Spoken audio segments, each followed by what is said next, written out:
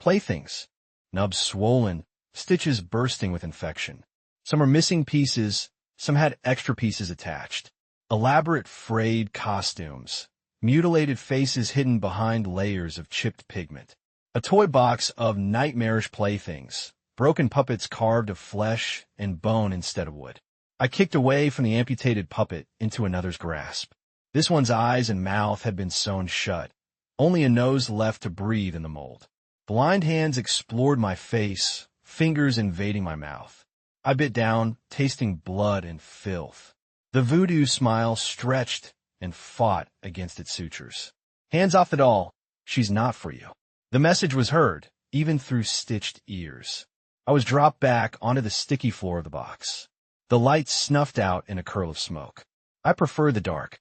I could not imagine the horrors that played in the light. Sparks skittered in the pitch black as the next match scraped. SKKK. SKKK. Scratch.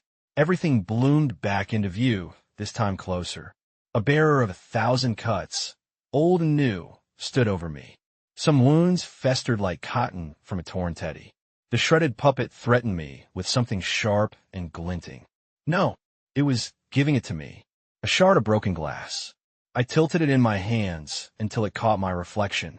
My face twisted in terror as it recognized the poor girl staring back. My skin bright white. It splintered where my features wrinkled like cracked porcelain. My hair was chopped away, framing my new face. Pink circles dotted my cheeks, tall arches curved above my furrowing brows, and a permanent smile masked my true emotion. My strings hung solemnly, a marionette of misery. "Oh, he painted you extra special," a voice said over the growing laughter. "Looks like someone has a new favorite doll." Another added. The room erupted into violent cackles as the puppets took turns chiming into my torment. The last doll didn't last long.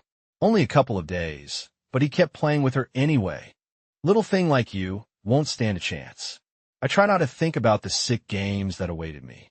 I realized I was crying when the others began mocking my pain. They jeered and sobbed along with me, repeating my words back as I shouted. "Stop it! Asterisk, stop it! Stop it! Asterisk! Shut up! Asterisk, shut up! Shut up! Shut up! Asterisk!" I waved the glass dagger around with my good arm, but they were not afraid of a little doll. They had all faced much worse, and soon, so would I. Asterisk thud. Thud. You won't believe what happens next. Follow for part 3.